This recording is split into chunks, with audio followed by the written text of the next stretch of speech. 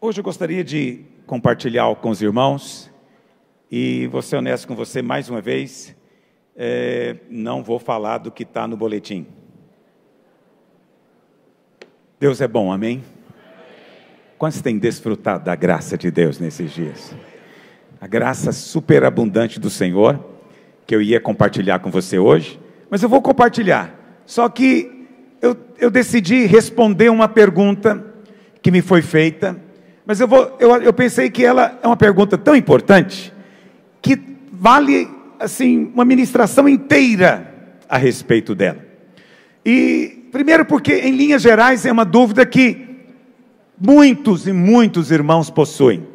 Mas da maneira como foi colocada para mim, foi uma maneira muito original. E foi o seguinte, vou dizer para você. Lá em 2 Coríntios, capítulo 5, verso 10, diz que todos nós compareceremos perante o tribunal de Cristo. Vamos ler juntos em voz alta, vamos lá? Porque importa...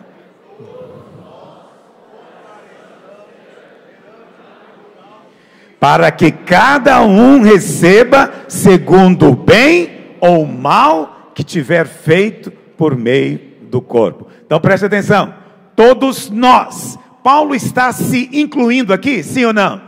Sim, ele falou nós, ele está escrevendo a carta, ele está dizendo, eu, Paulo, também vou ter que comparecer. Se Paulo vai comparecer, nós também vamos. E se Paulo diz que tem que prestar conta, nós também temos. Amém? Então esse é um tópico que nós ensinamos muito aqui, anos atrás. Eu vou voltar novamente a falar desse tópico para trazer para os irmãos mais luz e equilíbrio. É que existe na palavra de Deus uma questão que nós chamamos de vida eterna e outra que nós chamamos de reino. A vida eterna, ela é a salvação.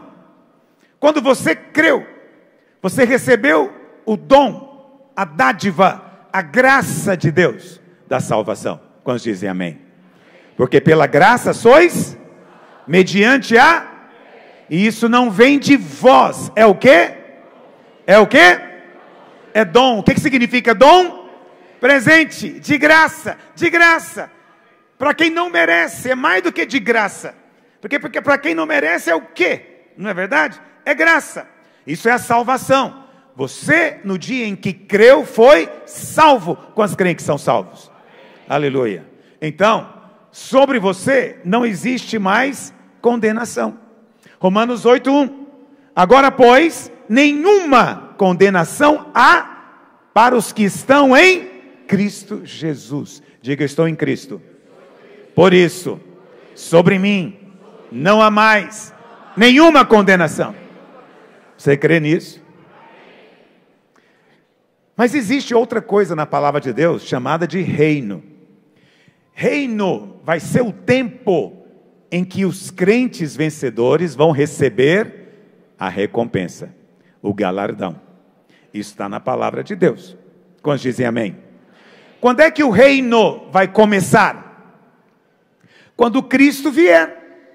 Quando Cristo voltar nas nuvens, ele vai descer lá em Jerusalém. Zacarias diz que vai ser em cima do Monte das Oliveiras, o mesmo lugar que ele subiu. Por falar em Monte das Oliveiras, essa semana estou indo para Israel. Quinta-feira, vou para Israel com 141 irmãos. Para falar a verdade, 141 comigo. 140, mas eu vou comigo também, então 140 irmãos estão indo comigo. Eu estou tão alegre, é uma caravana tão grande, né? 3 ônibus, vai ser uma coisa poderosa ali. E alguns pastores estão indo comigo, vão me ajudar. Eu queria, aproveitando, lembrando disso, te pedir, ora por mim na hora da comida. Fala, Deus abençoe o pastor lá, livra ele do mal, que o avião chegue e volte. E já estamos abrindo para o ano que vem inscrições. Ano que vem eu vou só em Israel. Mas eu estou achando o preço caro. Esse preço vai cair. Porque colocaram um preço aqui no lançamento, eu estou achando ele caro. E ele vai cair, e o dólar vai cair também. Diga amém, porque você vai comigo, então ano que vem vai ser a maior caravana que nós já fizemos.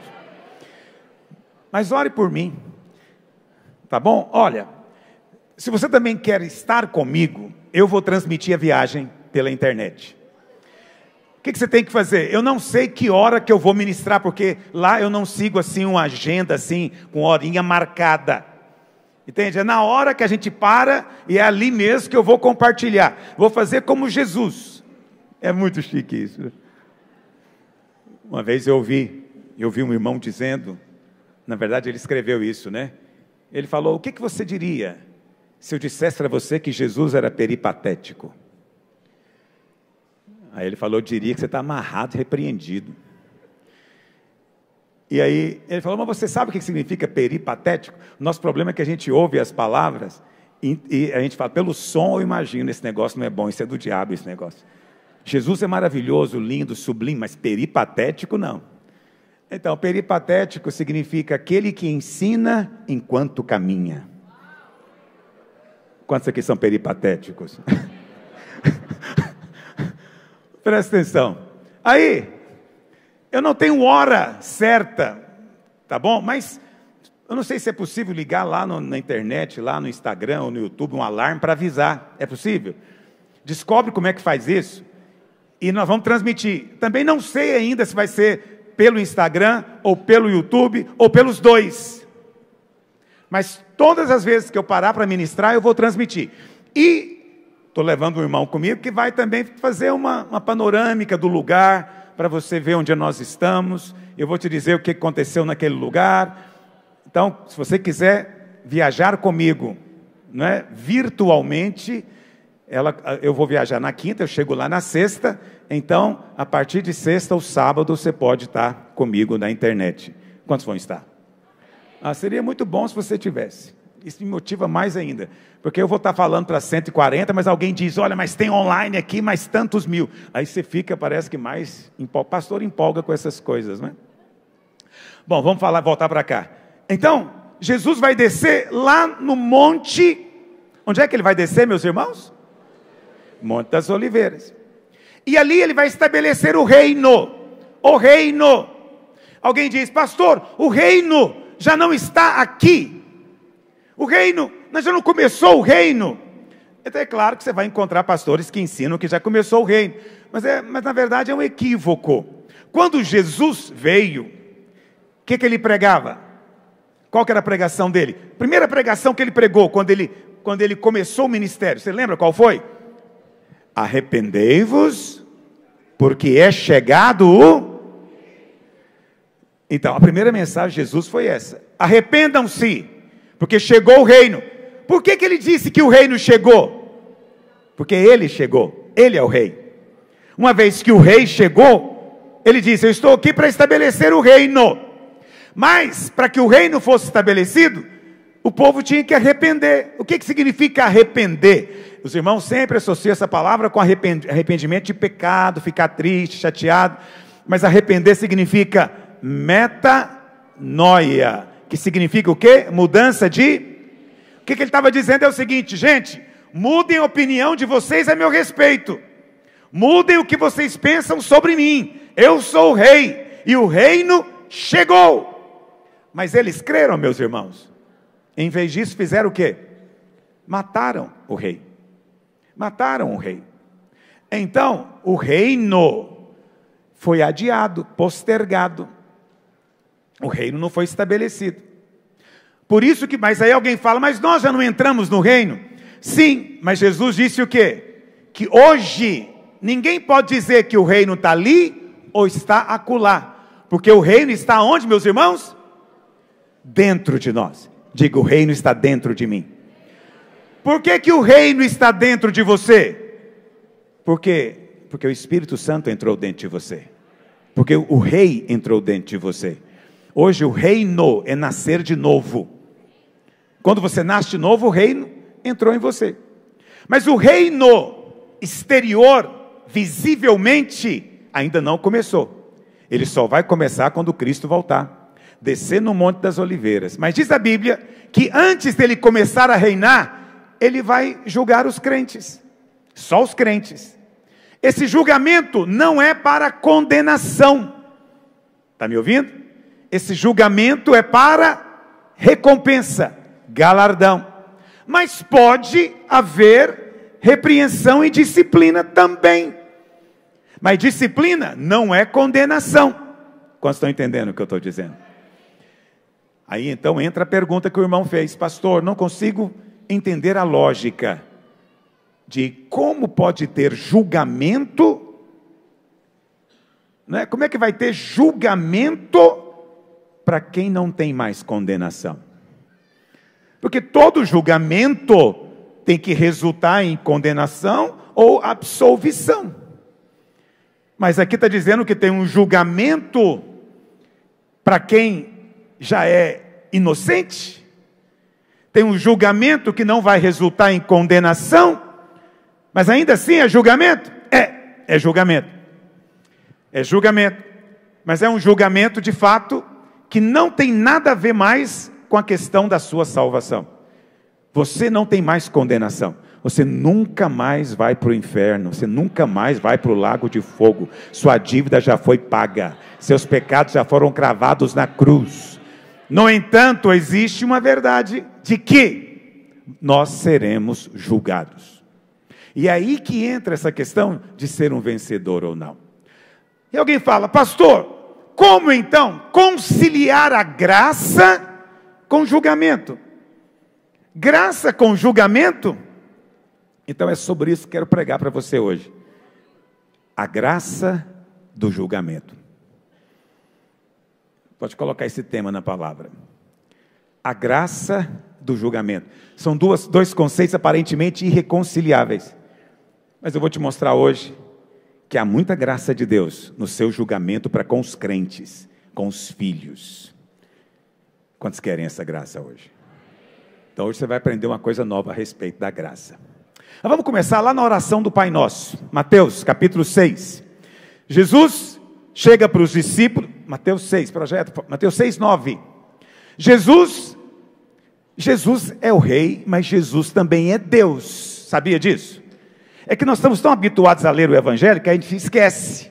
Mas Jesus é Deus. Jesus é Deus. E aqui você tem Deus te ensinando qual é a oração que Ele ouve.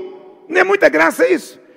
Deus está te contando: olha, quando você for orar, ora desse jeito, porque assim eu vou te ouvir. Porque Jesus é Deus. Quantos creem no que eu estou dizendo?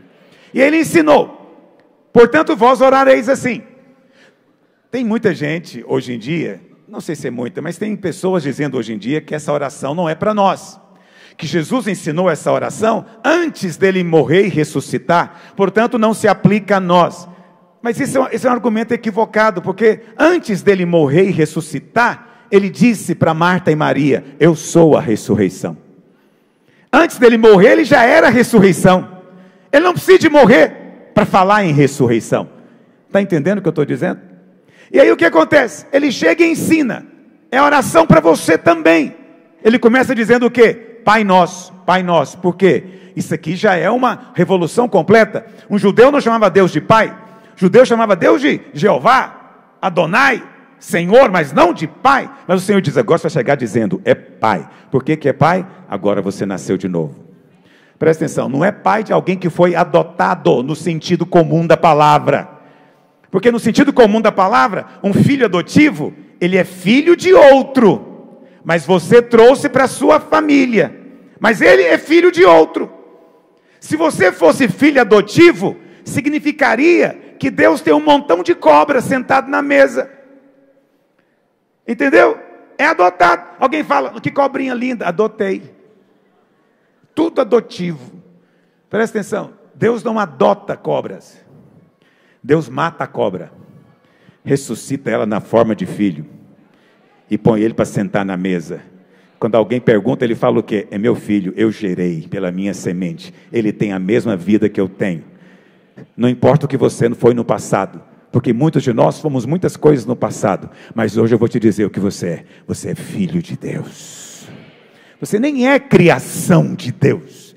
Você nem é criatura, como alguns gostam de dizer, imagem e semelhança de Deus. Não, você está muito além disso. Você agora é filho. e tem a própria natureza divina circulando dentro de você. É glória mesmo, irmão, é glória mesmo. É muita glória, e essa glória está dentro de você hoje. E quando você vem para um culto desse, a glória dentro de você clama. De vez em quando você não sente a glória dentro de você, parece que vai entrar em uma erupção. Quantos sentem isso? É porque a glória está aí. Quando ele tocar a última trombeta, o arcanjo, essa glória vai entrar em erupção, vai manifestar na pele, vai brotar visivelmente. Você vai ser resplandecente como o sol ao meio-dia, e um corpo glorificado. Mas essa glória já está aí dentro de você. Só estamos crescendo em glória. Pai, Pai nosso que estás nos céus. O que mais? Santificado seja o teu nome. O que significa ser santificado? Não é isso que eu quero pregar, mas eu vou falar assim mesmo. Santo é separado. Está me ouvindo? Separado, é que você está acostumado a pensar também em santidade, sempre ligado ao pecado. Deus não tem pecado, mas Ele tem que ser santificado. Como é que você santifica Deus? Você não mistura Deus com as coisas triviais, banais, profanas do dia a dia. Não coloca Deus na brincadeira. Não fica falando o nome dEle em vão. Eu santifico. Quando eu falo o nome do meu Senhor é porque eu estou orando, eu estou adorando, eu estou cultuando. Mas quando eu estou jogando bola, brincando com as minhas netas, eu não falo o nome dEle. Porque se eu falar, eu paro imediatamente e adoro e glorifico, porque o nome dEle é santo. Você crê nisso? Para pensar, você vai ver que você precisa de orar isso aqui mais. Porque nós bagunçamos muito o nome de Deus. Às vezes você fica criticando aí a porta dos fundos, né? Que são blasfemos, mas estão nas trevas, não conhecem nada de Deus, né? Agora nós não estamos nas trevas, nós estamos na luz de Deus. Por isso nós santificamos. Amém? Aí ele continua: venha o teu reino. Por que vem o teu reino? Por que vem o teu reino? Porque o reino não chegou. É o que eu acabei de te explicar. Quando você ora para o reino vir, você está orando para ele voltar. Mas você pode e deve todos os dias dizer: Senhor, vem, Maranata, vem o teu governo, porque no teu governo haverá justiça na terra de verdade. Vem o teu reino, depois, faça-se a tua vontade na terra, como ela é feita no... Por que o Senhor nos ensinou a orar assim? Porque nem tudo o que acontece é vontade de Deus. Eu sei que a sua tendência é acreditar nessa história, né? Não importa o que aconteça, foi a vontade de Deus. Não, nem tudo é a vontade de Deus. A promessa de Deus é: tudo vai cooperar para o seu bem. Mas foi o diabo que fez.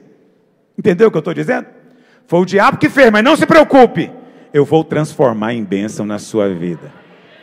É o inimigo que está operando, mas não se preocupe, eu estou do seu lado, eu jogo no seu time, eu vou transformar isso para o seu bem. Senhor, como? Não se preocupe com como, você vai perceber que no final você não pode perder, por isso você é mais do que vencedor.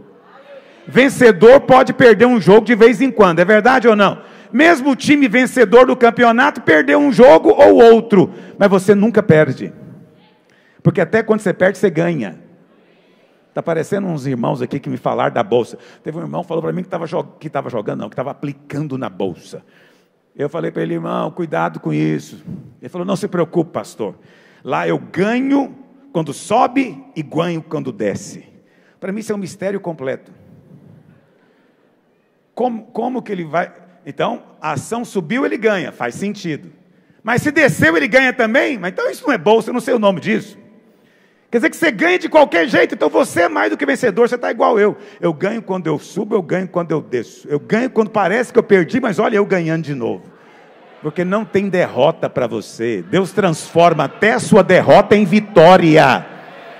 Você deveria aplaudir agora, porque isso que eu estou te dizendo é completamente enlouquecedor para o diabo. Até a sua queda vai ser glória. Eu sei que você pensa que a queda de Adão foi a pior coisa, mas a queda de Adão foi glória. Foi porque Adão caiu que Deus virou gente e morreu na cruz por nós.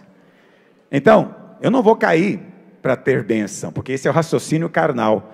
Mas se porventura eu tropeçar, não vou ficar caído, vou me levantar e vou dizer: isso não foi derrota. De alguma maneira, em algum momento, de uma forma que eu nem sei explicar, isso vai ser bênção na minha vida lá na frente. Aleluia! Faça a tua vontade, Senhor, na minha vida.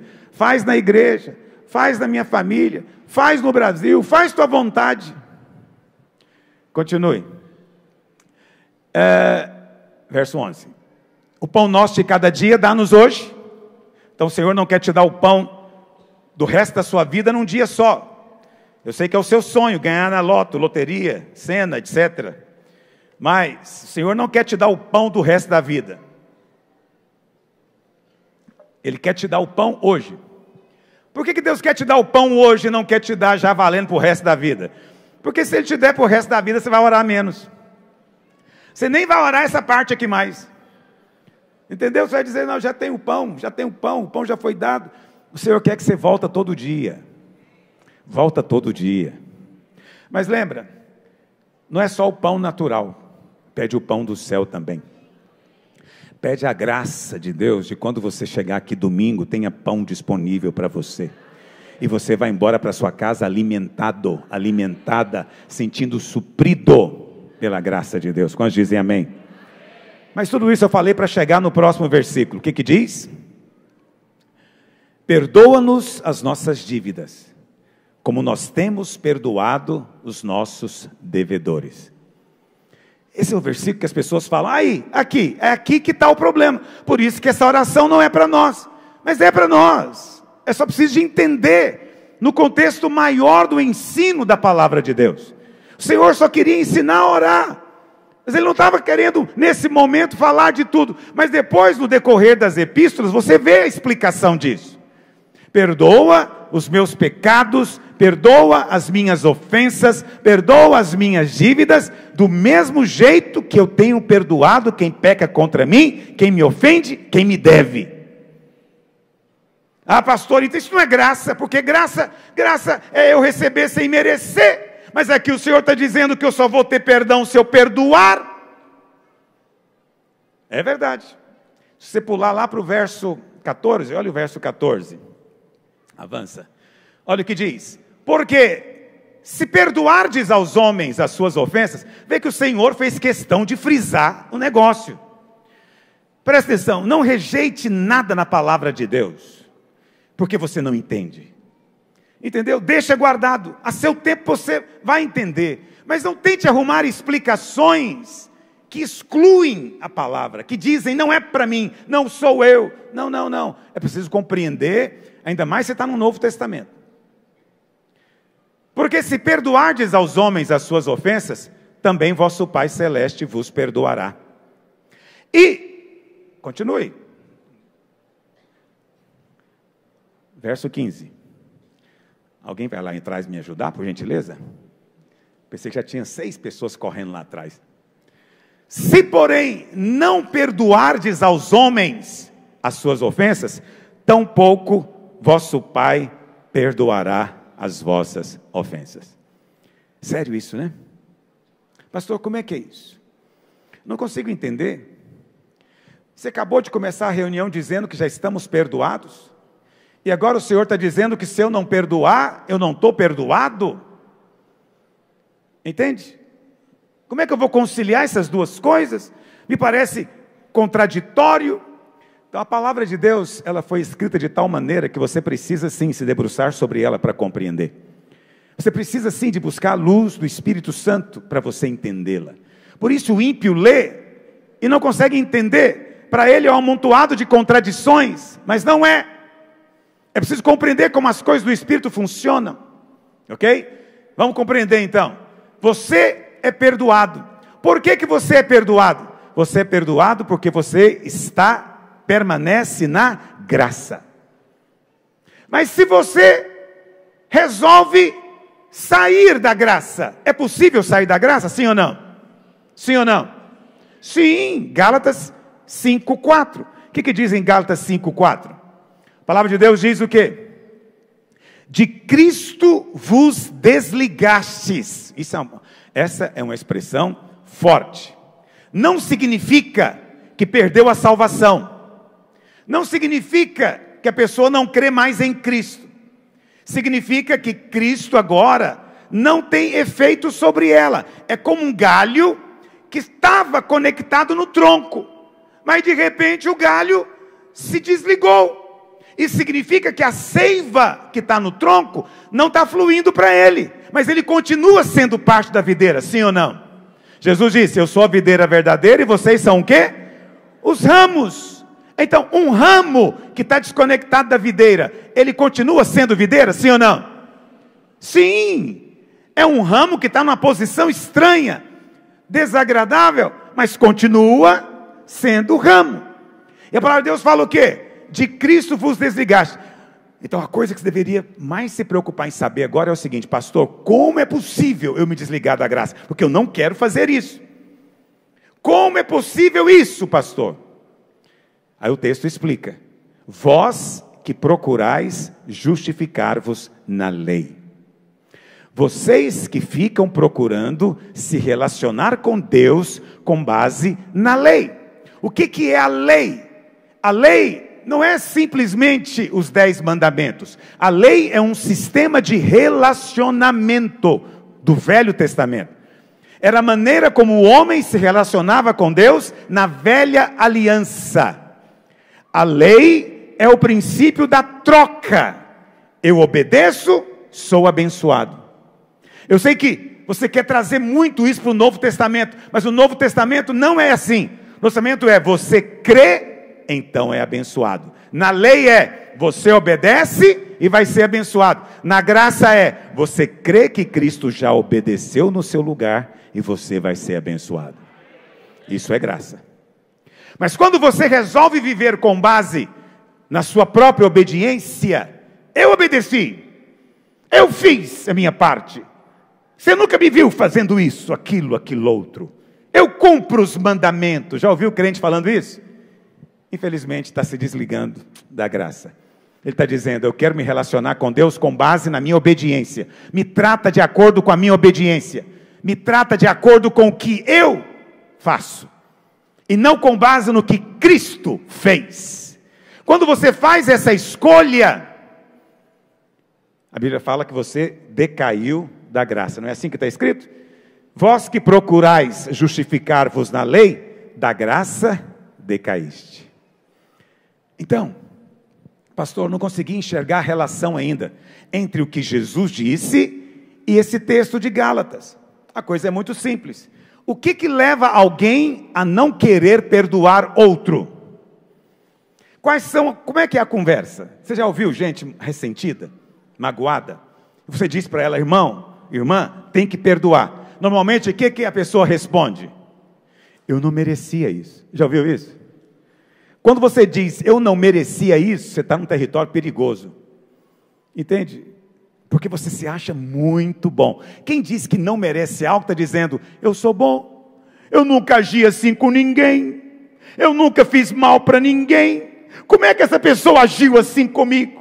Ela não tinha o direito de me tratar assim, de abusar de mim, de pegar, de roubar ou sei lá o que mais. Tudo por quê? Porque eu sou uma pessoa boa. Tem gente que fala isso com a boca cheia. Ele fala que é bom. E Jesus disse, não há nenhum bom sequer. Ele nem consegue ler o Evangelho. Não tem nenhum bom, nenhum. Mas quando você diz, eu sou bom, você está dizendo isso. Eu estou qualificado para exigir justiça. Não vou perdoar não, vai ter que pagar pelo que fez comigo. Tem que ter justiça. Vou entregar na mão de Deus. E se acha tão espiritual. Mas o que a pessoa não percebe é que ela está decaindo da graça. Coisa séria isso, não é? Coisa séria isso. Porque qual que é o alvo de Deus? O alvo de Deus é o seguinte: Ele quer te dar graça para que você possa também dar para outro. Então qual que é? Alguém fala, pastor, se não é para eu obedecer, se eu não estou mais debaixo da lei, então eu posso fazer o que eu quiser. Isso é conversa de gente que a mente está obscurecida. Não entende. Quem recebe graça e sabe o que entendeu, ou que recebeu, ele vai também dar para o outro o que ele recebeu. Então olha para cá. quem recebeu perdão vai dar para o outro o quê? Condenação? Juízo? Pois eu acabei de falar para você que você está perdoado, não tem mais condenação. Você ergueu a mão para o céu, até aplaudiu. O que Deus espera de você agora? Vá e faz o mesmo. Perdoa livremente. Porque Deus podia exigir justiça de nós, mas Ele não quis, porque Ele sabe que nós não temos. Ele quis manifestar a sua graça e o seu amor. Agora, nós nem podemos exigir justiça do outro. O Senhor diz o quê? Recebeu perdão? Dê perdão. Você foi livrado da condenação. Agora você condena. Você foi livrado do julgamento eterno. Agora você julga e até manda para o inferno. Tem gente que julga, dá o veredito, carimba e manda o anjo levar para o lago de fogo. Porque é isso que eu estou vendo na internet o tempo inteiro. Né? Veja, eu não quero defender os pecadores do mundo, não. Eu não sou advogado deles, mas também não sou juiz. Deus não mandou ninguém aqui sair julgando gays, lésbicas e toda aquela sopinha de letra. Mas nós achamos que julgar, olha para cá, nós achamos que julgar e condenar é uma maneira de nós sermos zelosos, bons crentes. Você mal sabe o que você está fazendo. Você não tem noção da gravidade que é julgar e condenar. Porque nós achamos que alguns são piores do que os outros, mas onde abundou o pecado, acredite em mim, você vai ter surpresas. Um irmão estava me contando semana passada, pastor Geraldo, lá de Maceió, formado na AMAN, Academia Militar das Agulhas Negras. E diz que 2 recrutas foram expulsos da escola. Um foi pego roubando. Roubou o cartão de crédito do colega. O outro foi pego transando, era homossexual. Os 2 foram expulsos.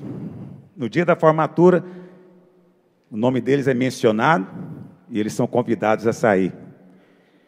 E os 2 levantam. Mas um sai gritando: eu sou ladrão. Eu sou ladrão. Você entendeu o que eu estou dizendo? Até o ladrão se acha no direito de julgar e condenar outros. Quantos estão me ouvindo hoje? Eu não estou aqui defendendo o pecado de ninguém. Pastor, pecado é pecado. Sim, eu sei. Mas eu recebi graça. Eu recebi graça. O que você recebeu de Deus? Juízo? Fogo na cabeça? Recebi graça. Tem gente que já errou com você. Errou ou não errou? Tem mulher aqui que o marido já errou, traiu. Tem homem que a mulher traiu. Tem empregado que já foi explorado pelo patrão. E tem patrão também que já foi roubado pelo empregado. Todos nós, em algum momento, em alguma medida, sofremos algum tipo de perda, lesão. É verdade ou não é?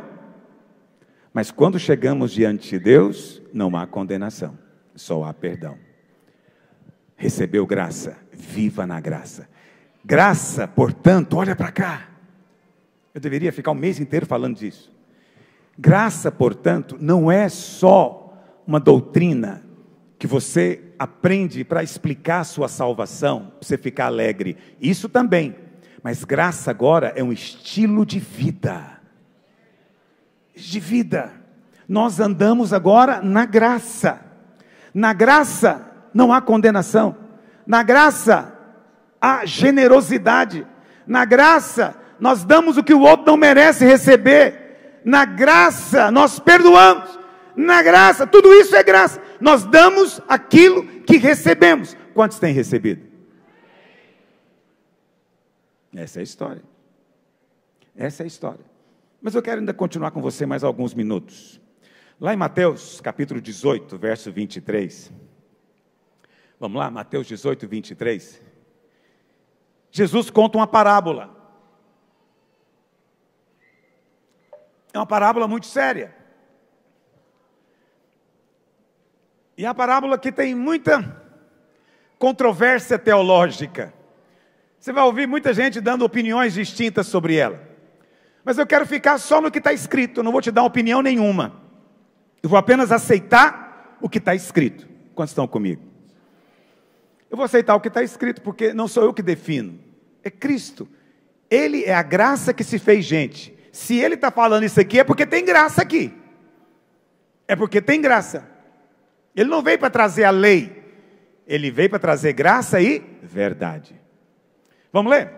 Mateus 18, verso 23. Por isso, o reino dos céus é semelhante a um rei que resolveu ajustar contas com os seus servos. E passando a fazê-lo, trouxeram-lhe um que lhe devia 10.000 talentos. Não tendo ele, porém, com que pagar, ordenou o Senhor que fosse vendido, ele, a mulher, os filhos e tudo quanto possuía, e que a dívida fosse paga. Então o servo, prostrando-se reverente, rogou: sê paciente comigo, e tudo te pagarei. E o senhor daquele servo, compadecendo-se. Veja, você recebeu muita compaixão de Deus. O que você tem que dar para os outros agora? Compaixão também. Graça é estilo de vida. Precisava escrever um livro sobre isso. Compadecendo-se, mandou embora e perdoou-lhe a dívida. Saindo, porém, aquele servo, encontrou um dos seus conservos, que lhe devia 100 denários, e agarrando-o, sufocava, dizendo: paga-me o que me deves. Então o seu conservo, caindo-lhe aos pés, lhe implorava, sê paciente comigo, e te pagarei. A mesma oração que o outro tinha feito para o rei. Então, ele entretanto não quis, antes, indo-se, o lançou na prisão, até que saldasse a dívida. Vendo os seus companheiros o que se havia passado, entristeceram-se muito, e foram relatar ao seu senhor tudo o que acontecera. Então o seu senhor, chamando-o, lhe disse: servo malvado, perdoei-te aquela dívida toda porque me suplicaste. Não devias tu igualmente compadecer-te do teu conservo, como também eu me compadeci de ti? É essa a verdade do Evangelho. Isso é o Evangelho. Isso é viver a graça. Eu te perdoei tanto, você não podia perdoar o outro? Uma dívida muitíssimo menor do que a sua. Indignando-se, o seu senhor o entregou aos verdugos, até que lhe pagasse toda a dívida. Agora olha o que Jesus disse. Foi Jesus quem disse: assim também meu Pai Celeste vos fará, se do íntimo não perdoardes cada um a seu irmão. É um negócio sério isso, não é sério? Mas eu queria te falar alguns pontos aqui, dessa parábola para você compreender. Primeiro, se você tem Bíblia, você deveria anotar aí no cantinho, né, na página, parte branca da página. Primeira coisa, que no verso 24 nós lemos, é que nós tínhamos uma dívida que era impagável. Impagável. Para quem que nós devíamos? Para o rei. Quem é o rei dessa parábola, meus irmãos? Jesus, Deus. O rei é o Senhor. Quem são os servos? Só pode ser nós. Mas aí, a primeira coisa que você ouve aqui, é que a dívida era impagável. Diz a palavra de Deus, Jesus contou a parábola fazendo questão de exagerar. 10.000 talentos. Um talento, vamos ver os matemáticos aí, me ajudem aí para calcular. Um talento, alguns dizem que era 15 quilos, vamos considerar 15 quilos de ouro. Um talento, 15 quilos de ouro. Hoje a grama do ouro, não sei quanto é, deve estar em torno dos R$400. Então 1 grama vezes 1.000, você tem 400 mil, isso é 1 quilo. Multiplica por 15, quanto que dá 15 vezes 400? 6 mil. 6 milhões, desculpa. 6 milhões é quanto vale um talento. Mas são quantos talentos da parábola? 10.000. Então multiplica 6 milhões por 10.000. Quanto que vai dar? 60 bilhões de reais. Essa era a dívida dele. 60 bilhões de reais. Se fosse colocar em dólar, ia dar quanto? Mais ou menos 12 bilhões de dólares. Bilhões. Você nem sabe o que é isso. Você não tem ideia desse valor. Não é?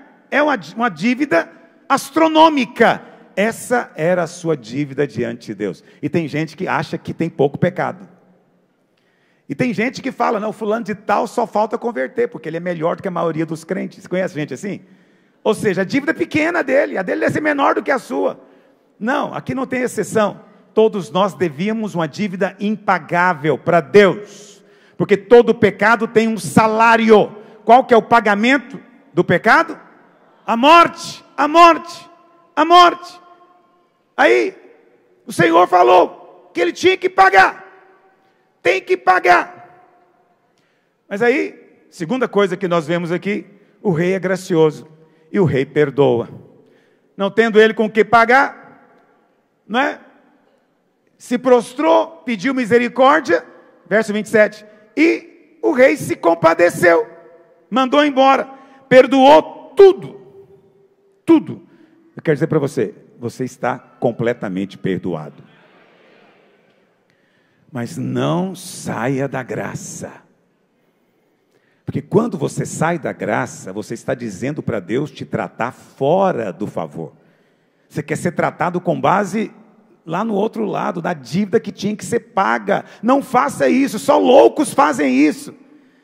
Essa expressão, porque as pessoas agora passaram a falar, isso é na videira, agora tudo é justiça própria, é tudo que eu faço agora é justiça própria, mas nós estamos querendo te ajudar, santo Deus. Estou querendo te livrar do buraco.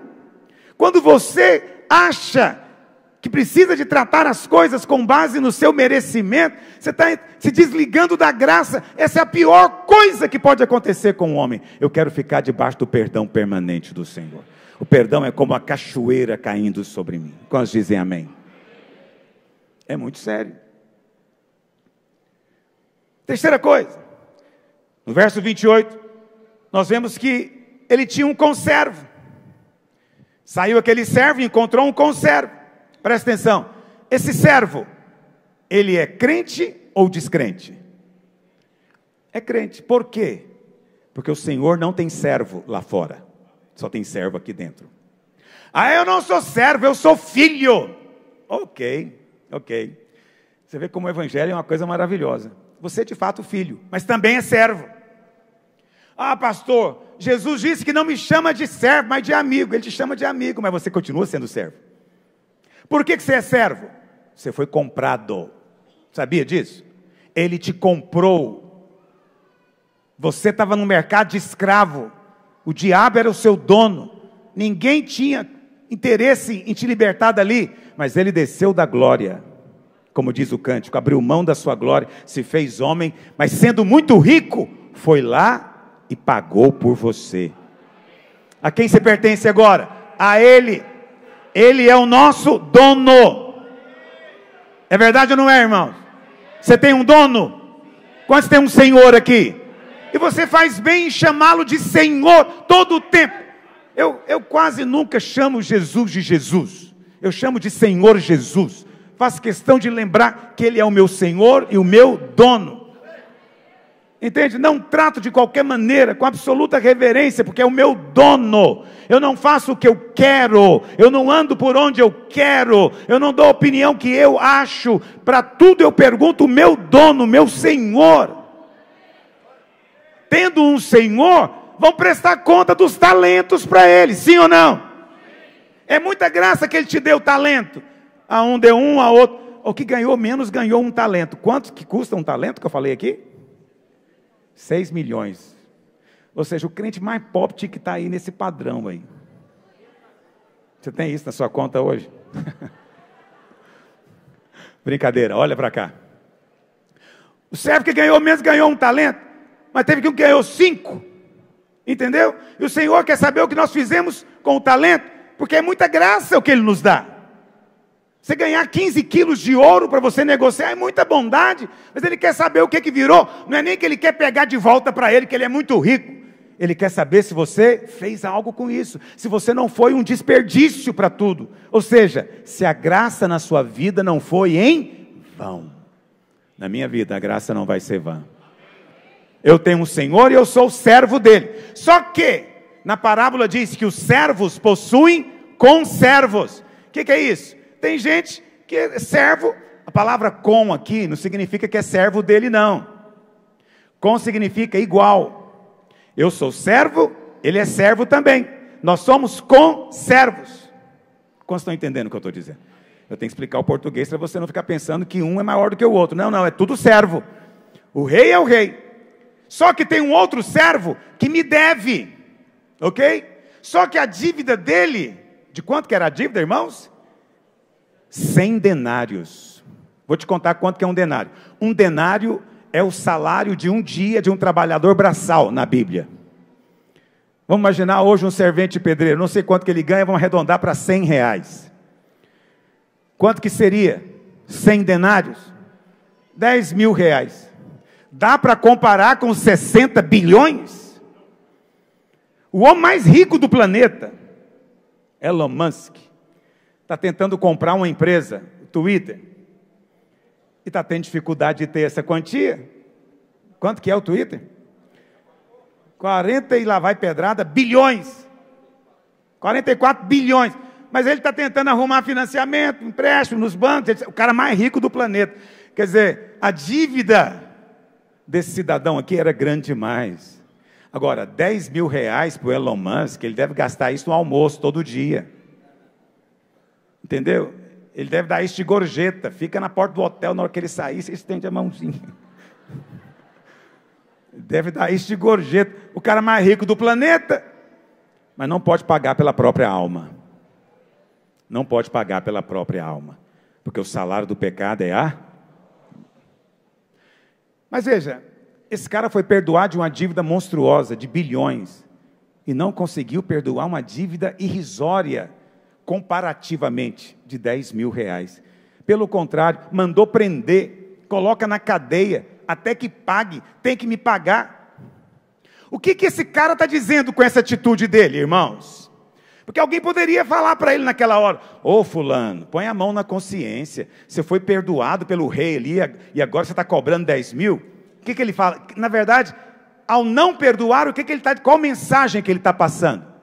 O rei me perdoou, porque eu sou gente boa. O rei me perdoou, porque, olha, eu sou um cara que comporta bem, minha vida inteira eu só fiz o certo, o correto, por isso fui perdoado, mas esse aqui não vale nada, safado, miserável, trambiqueiro. Não vai ter perdão. É isso que ele está dizendo. Ou seja, é completa contradição da pregação. É alguém totalmente decaído da graça. Ele está dizendo que perdão é para quem merece. Você está entendendo o que está acontecendo aqui? Um cara que chega ao ponto de dizer que perdão é para quem merece, meu Deus do céu, ele está lá na lei, ele virou um sócio de Moisés. Ele é que está lá batendo na pedra enquanto Moisés dita. Quer dizer, um cara completamente da lei, decaído da graça. E o que é pior, ele está deturpando a graça de Deus, dizendo que a graça é para quem merece. A graça é para quem não merece. E quanto menos você merecer, mais graça você vai ter. A igreja é a única organização do universo onde para você entrar, você tem que provar que não merece, que não pode entrar. Quando você prova que você não pode entrar, que não está qualificado, a porta pode se abrir para você. Se você crê que o perdão é para você. Eu creio. Quantos creem comigo também? Então eu estou te contando, porque você pode estar contradizendo a graça hoje. Não faça isso. Não contradiga. Não fica dizendo, eu fui perdoado porque Deus viu algo bom em mim. Deus viu que lá no final eu ia escolhê-lo. Que eu sou do bem. Deus viu, por isso Ele me deu. Mas esse aqui não. Esse aqui não presta. Eu sei, eu estou vendo. Não, não faça isso. Quanto mais você descobrir o tamanho da sua dívida, mais você vai valorizar a graça. Por isso, pede ao Senhor para te mostrar o tamanho da dívida que você tinha com Ele. O tamanho do seu pecado. Não é você que tem que ficar se olhando, não. É o Espírito Santo que te conta o tamanho do seu pecado. Deveríamos todos, quando vemos uma pessoa caída nas sarjetas, deveríamos dizer, meu Deus, obrigado pela tua graça, poderia ser eu ali. Quando você vê alguém cometendo um crime, não é? Quem nunca teve vontade de dar um tiro em alguém? Por que você não deu? Deus te ajudou, te livrou, mas você mesmo, diante dele, fez. Eu já tive vontade até de fazer ato terrorista. Eu me lembro, Eu era estudante na faculdade. Na época eu pegava muitos ônibus por dia. A vida não era fácil para mim. E eu saía do trabalho e eu tinha pouco tempo para chegar na faculdade. E o ônibus, eu ficava no ponto. Ele chegava no ponto lotado e não parava. E na hora que ele passava direto, eu olhava e falava, vai pegar fogo, vai. As rodas vão sair. Nunca se cumpriu, aleluia. Sabe por quê? Porque Deus é bom. Me livrou, mas eu não tenho nenhuma ilusão a meu respeito. Eu não acho que eu sou florzinha de Jesus, não sou. Mas Ele me amou de tal maneira, que me enviou o seu Filho. E todos os dias eu faço questão de lembrar o tamanho da dívida que eu tinha, e o tamanho do perdão que Ele me deu. Isso, nós todos temos que fazer isso. Cuidado, Ele não quis perdoar um que devia muito pouco para Ele. Quarta coisa, verso 30. Olha o que diz o verso 30. A palavra de Deus diz assim: Ele, entretanto, não quis perdoar. Isso nos fala o quê? Que perdão não tem nada a ver com emoção. Perdão é um ato de vontade. É o que está escrito aqui. Eu quero perdoar. Ah, pastor, me ajuda, eu preciso de muito de cura interior, cura da alma, para ser capaz de perdoar, é algo que está além das minhas forças. Pensa no tamanho da sua dívida, pensa no lago de fogo que você consegue. Entende? Na hora você é curado.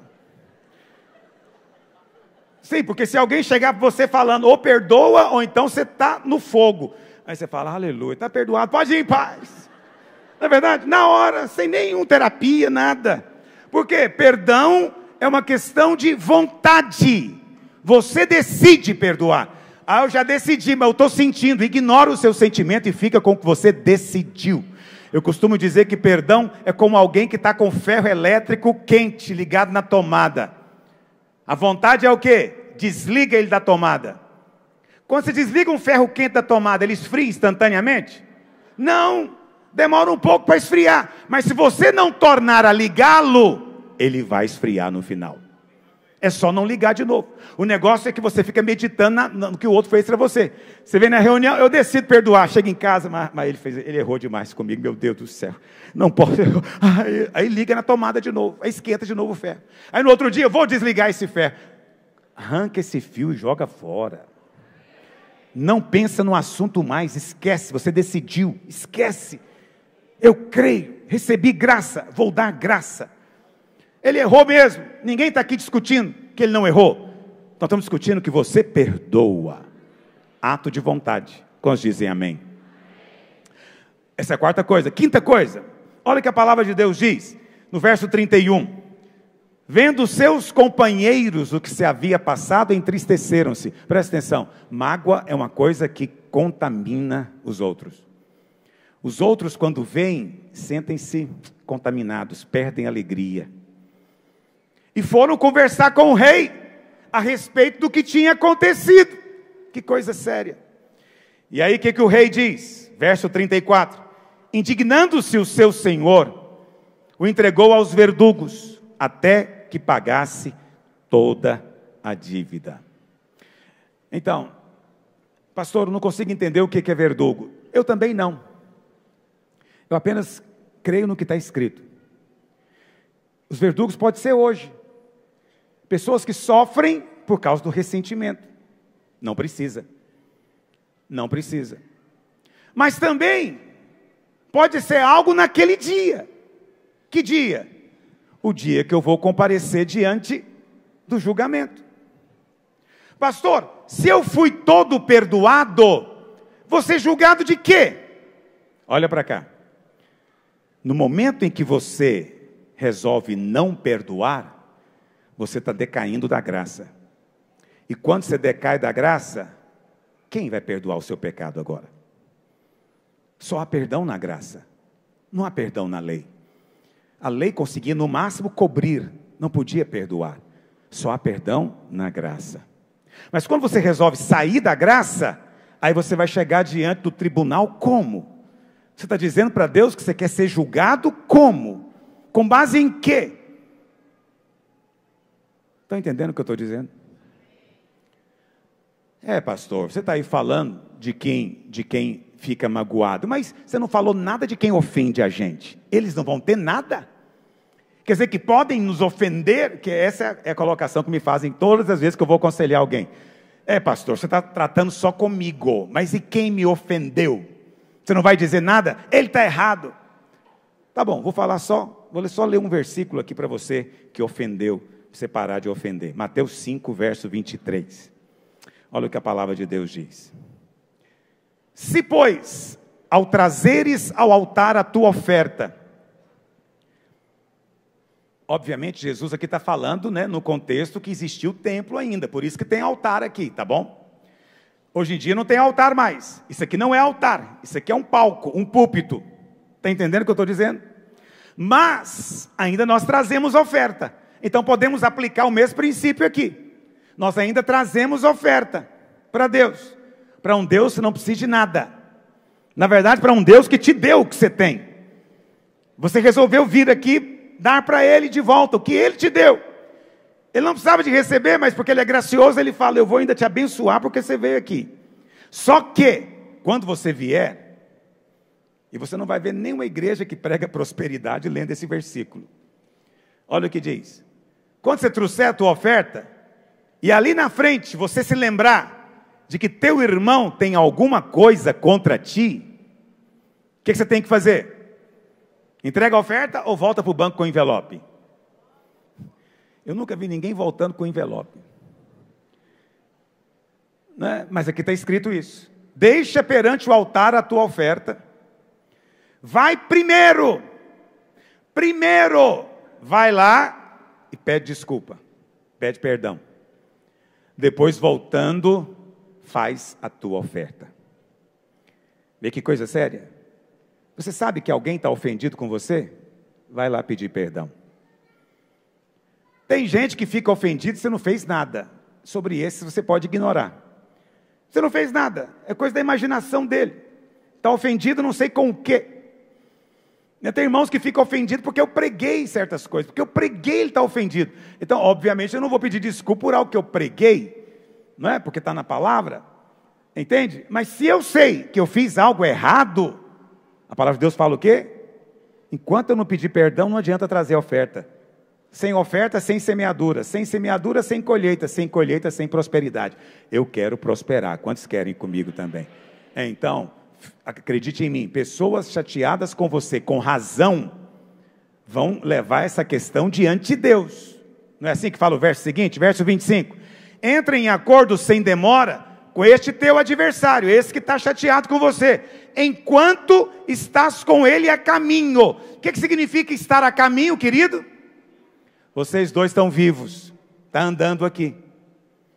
Enquanto vocês dois estão vivos, entre em acordo com ele, para que ele não te entregue ao juiz, e o juiz ao oficial de justiça, e sejas recolhido à prisão. Você vê que é a mesma coisa da parábola? Na parábola, aquele servo que não quis perdoar, para onde é que ele foi? Prisão, simbólico. Aqui esse cidadão que não quer pedir perdão, vai fazer companhia para ele. Aí você tem os dois no mesmo lugar. O que ofendeu e o que está ofendido. O que ofendeu não quis pedir perdão, o que está ofendido não quer perdoar. No final os dois têm que ficar abraçados ali na prisão. Meu Jesus. Por isso que eu amo o Evangelho. Quem pensaria em fazer algo tão genial assim? Entende? Mas tem irmão que acredita piamente que se ele ofender ele está livre. Não. Os dois vão ter que resolver essa questão. E sabe, eu não sei quanto tempo pode durar isso, mas se for o milênio inteiro. Eu me lembro quando eu era criança, minha mãe uma vez inventou de fazer um negócio assim, foi horrível. Eu tinha discutido com a minha irmã é mais nova do que eu, só 1 ano e uns 2 meses. Então fomos criados assim, sempre na mesma idade. Eu não sei o que eu aprontei com ela, não me lembro mais dessa parte, a gente esquece rápido. O que fazem com a gente, jamais.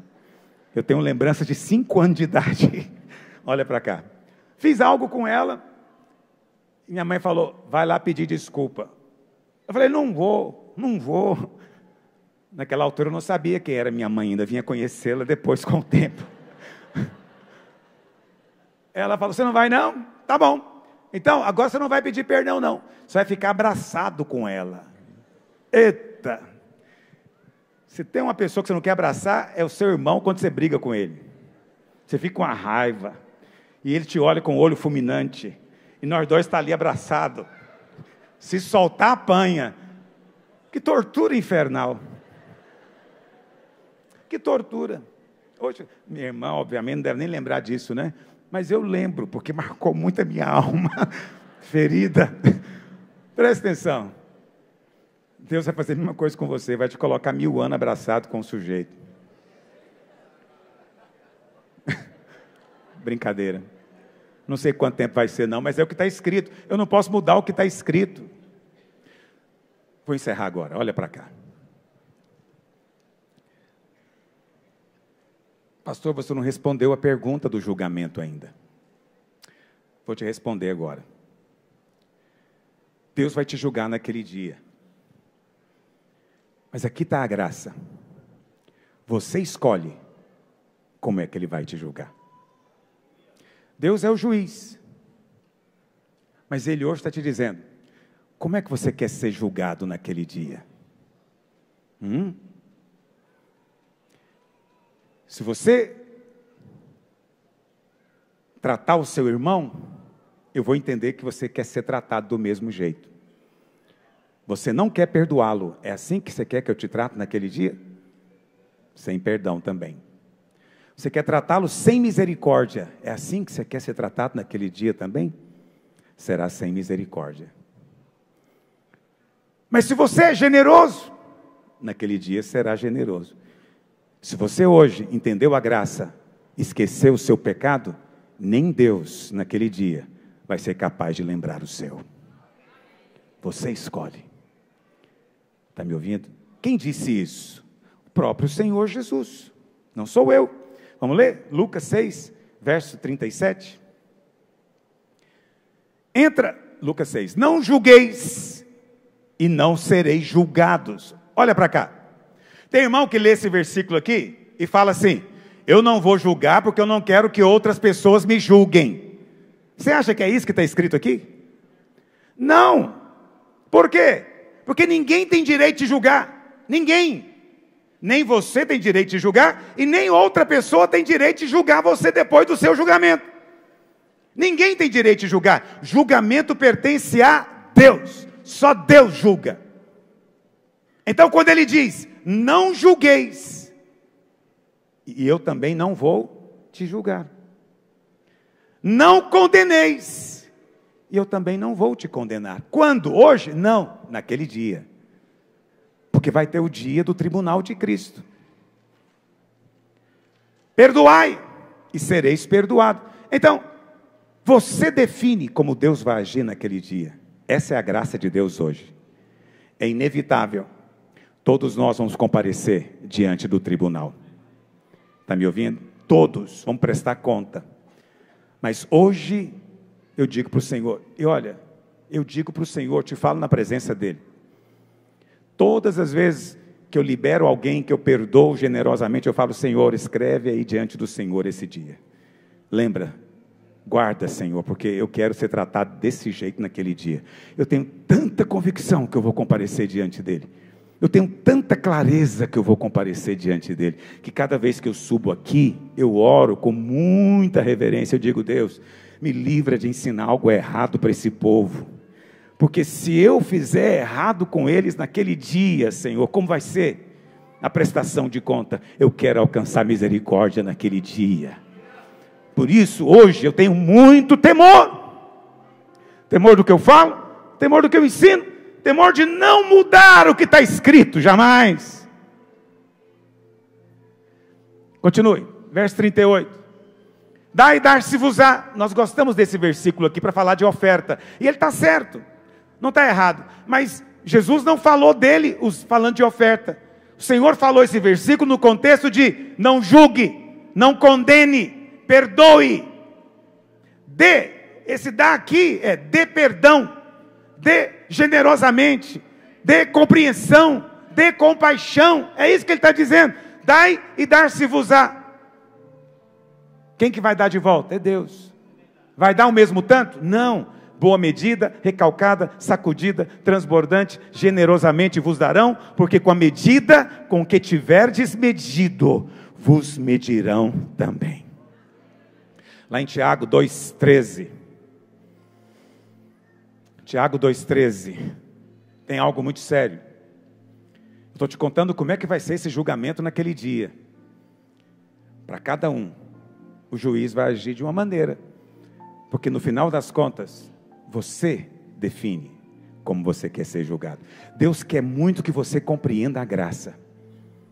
E fale para o céu: Pai, eu estou sendo gracioso porque eu quero ser tratado com graça e benevolência naquele dia. Olha o que Tiago diz. Porque o juízo aqui é julgamento. Nós seremos julgados, não para perdição, olha para cá. Não tem nada a ver com o inferno, mas tem a ver com disciplina. Porque o juízo é sem misericórdia para com aquele que não usou de... Presta atenção, o julgamento é sem misericórdia para todo legalista que usa a lei para julgar o outro. Mas e aquele que usa de misericórdia? Como é que vai ser o julgamento dele? Cheio de misericórdia. E como é que é um julgamento cheio de misericórdia, irmão? Tem condenação onde tem misericórdia? Não, porque olha o que Tiago diz: a misericórdia triunfa sobre o juízo. Naquele dia, a bondade de Deus vai triunfar sobre o juízo. E não haverá disciplina para aqueles que creem. Eu quero estar com você naquele dia. Nós vamos juntos comparecer diante do Senhor. Nós somos conservos aqui e vamos continuar sendo lá. Mas eu quero ter o privilégio de ter te ensinado, te contado a respeito disso. Você recebeu uma graça muito grande. Você define como é que o juiz vai lidar com você. Se você não usar de misericórdia, não terá misericórdia. Mas a vontade de Deus é que você use o que tem recebido. Porque alguém poderia dizer: eu não ganhei misericórdia. Mas ninguém mais pode dizer isso. Você ganhou muita misericórdia. Seja misericordioso com o outro. Anda a segunda milha com o outro. Vai adiante com o outro. Muita gente às vezes me questiona, fala: pastor, por que você tolera tanto tempo certas coisas, certas pessoas? Eu sempre digo: porque eu tenho muito temor. Eu tenho muito temor, eu tenho receio de desistir. E depois Deus me dizer: você desistiu muito rápido. É assim que você quer ser tratado também? Então eu vou até quando não tem mais jeito. E no final as pessoas abusam de mim, elas tomam de mim. Mas eu prefiro ser abusado e tomado aqui e ter misericórdia. Porque naquele dia eu vou receber misericórdia e recompensa. Para alguns aqui, o julgamento vai ser dia de elogio. Para alguns aqui, está me ouvindo? Tudo depende de você responder a Ele hoje. Como é que você quer ser julgado? Eu quero ser julgado com misericórdia. Paulo fala isso para Timóteo. Vou encerrar lendo esse versículo, 2 Timóteo 1, verso 16. 2 Timóteo 1, 16. Paulo diz assim: conceda ao Senhor misericórdia à casa de Onesíforo, porque muitas vezes me deu ânimo e nunca se envergonhou das minhas algemas. Paulo nem falou: conceda um galardão, conceda misericórdia. Que dia? Olha o verso 18, ele fala no verso 18 o dia. Olha o que ele diz: com o Senhor lhe conceda naquele dia. Está vendo que dia aqui está com letra maiúscula? Porque é um dia específico. Que dia é esse? O bema, o tribunal de Cristo, quando os crentes vão comparecer, não é os ímpios, os crentes. E olha o que diz: o Senhor lhe conceda naquele dia achar misericórdia da parte do Senhor. Eu quero naquele dia que a misericórdia triunfe sobre toda disciplina e todo juízo. Por isso eu quero ser misericordioso com quem está perto de mim. Eu quero ser condescendente, eu quero ser paciente, eu quero ser perdoador, eu quero ser generoso. Você não está aqui para julgar ninguém, olha para cá. Para com esse negócio de julgar os gays. Você não é juiz de ninguém. Se você não tem o que dizer, não diga nada. Fique calado, entregue para aquele que julga retamente. Você não sabe das coisas, você não é Deus. Quando você se coloca na posição de Deus, você está sendo da lei. Só Deus cumpre a lei, nós não. Não faça disso uma bandeira na igreja. Não é bandeira, nossa bandeira é de pregar graça, perdão, livremente para todos os que vêm. Será que naquele dia que aquela mulher adúltera chegou enrolada no lençol, será que nós jogaríamos uma pedra nela? Entendeu? Ela foi pega na cama. Não foi no outro dia, uma semana depois. Na cama. foi tirada nua, enrolaram no lençol e levaram para morrer apedrejada. E o Senhor falou o que para ela? Nem eu te condeno, nem eu te condeno. Mas quantos de nós temos essa palavra nessa geração? Eu não condeno ninguém. Eu não condeno político, não condeno marginal, eu não condeno ninguém. Eu tenho uma palavra do Evangelho para contar para todos eles. Ah, você fazendo isso não vai mudar a sociedade. Nós estamos aqui para mudar o Brasil. Ok, você está aqui para isso, você está. Eu não estou aqui para mudar coisa alguma. Eu estou aqui para subir nesse púlpito e testemunhar do Evangelho da graça. E vou pregar até o meu último dia. Presta atenção. Não vamos virar juiz do mundo, juiz do planeta. Não somos juízes de ninguém. E olha, eu te digo isso, se você não consegue pensar de uma maneira graciosa, pense em você mesmo. Pense em você mesmo. Eu quero alcançar misericórdia naquele dia. Então, ai de mim de me decair da graça. Ai de mim de sair da graça. Eu não quero, eu não tenho mérito, minha dívida era muito grande. Como é que eu vou cobrar a dívida de alguém? É que você acha que a dívida dos outros é maior. Entende o que eu estou dizendo? Mas não importa do outro. A nossa dívida era grande e foi totalmente perdoada. Perdoa também. Eu queria convidar você nesses dias para viver na graça. Quantos querem viver nessa graça maravilhosa? Fique em pé onde você está. Durante 1 ou 2 minutos eu quero que você abaixe sua cabeça. Lembra, tem alguém para pedir perdão hoje? Pede. Você não tem que ficar tentando lembrar não, o Espírito Santo vai te lembrar. Pede. Pede enquanto está a caminho. Mas tem alguém que você precisa perdoar hoje? Lembra o tamanho da sua dívida. Sua dívida era muito grande, você foi totalmente perdoado. O Rei te perdoa hoje também. Não decaia da graça, não saia da graça. O Senhor está dizendo para você fazer uma escolha hoje.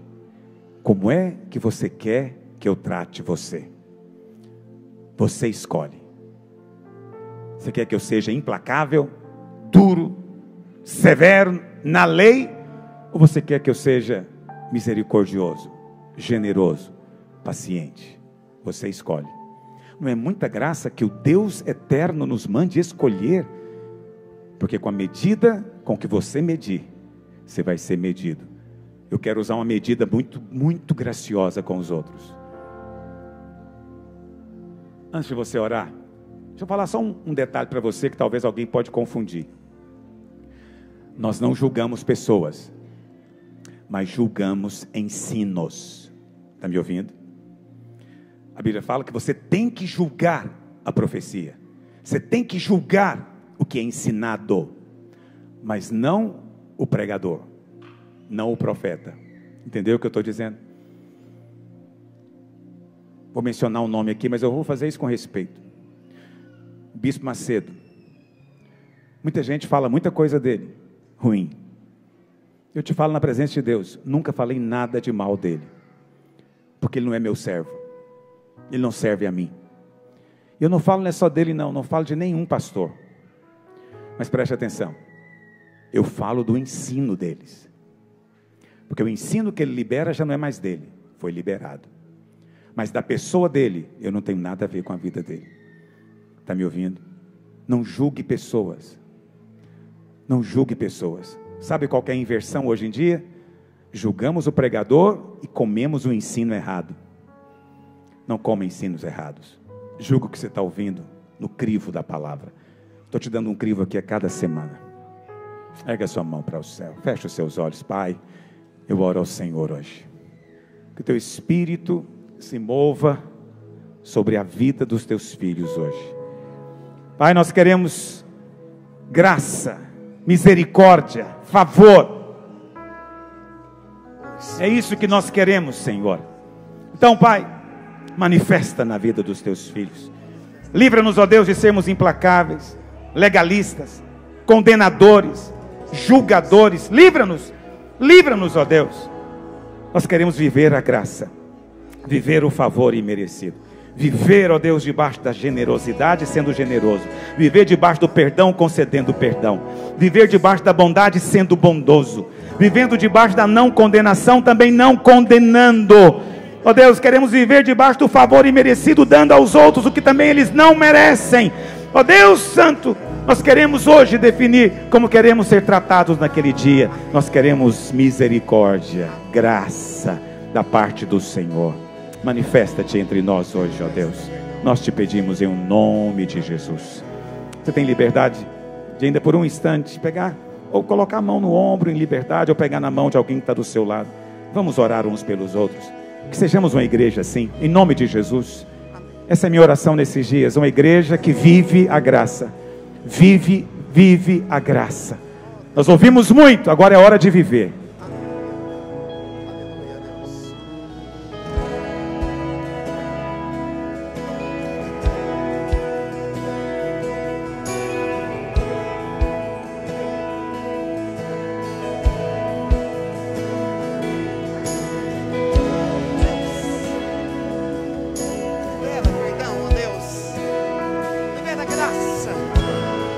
Espírito Santo de Deus, oramos nesta hora, ó Deus, abençoamos, ó Deus, a vida de cada um dos nossos irmãos, declaramos graça, abundante graça na vida de cada um, perdão na vida de cada um, em nome de Jesus, aleluia. Alguém pode dizer amém, em nome de Jesus? Irmãos, um minuto, que palavra abençoada. Eu não sei quanto a você, mas o Espírito de graça, ele está crescendo no nosso meio. Alguém pode dizer amém? Mas olha para cá, por um minuto ainda. Palavra de Deus lá em Romanos capítulo 10, versículo 9. A palavra do Senhor diz: se com a tua boca confessares Jesus como Senhor e em teu coração creres que Deus o ressuscitou dentre os mortos, serás salvo. Porque com o coração se crê para a justiça, e com a boca se confessa a respeito da salvação. Aonde você está? Fecha seus olhos por um momento. Coloca a mão no seu coração. Repete comigo, fala assim: Senhor Jesus, eu reconheço que sou pecador e preciso do seu perdão. Eu te aceito como meu Senhor e Salvador da minha vida. Perdoa os meus pecados e escreve o meu nome no livro da vida. Eu creio na sua graça, eu creio no seu perdão nesse dia, em nome de Jesus. Alguém pode dizer amém? Se você fez essa oração pela primeira vez, eu ainda quero orar por você aqui na frente. Queria que você saísse do seu lugar. Os pastores, nós queremos orar por você. Eu creio na bondade e na graça do Senhor na sua vida, em nome de Jesus. Os demais, que Deus te abençoe. Tenha uma semana abençoada. Aleluia. Antes de eu falar, tu cantava sobre mim.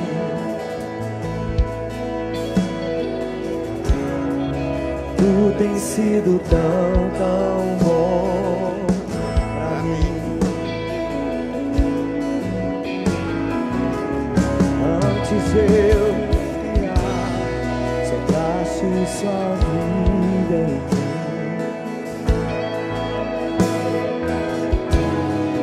Tu tens sido tão bom pra mim. Oh, impressionante, infinito, ousado amor de Deus. Oh, que deixas 99 só pra me encontrar. Não posso contar, nem mereceu, mesmo assim se entregou. Oh, impressionante,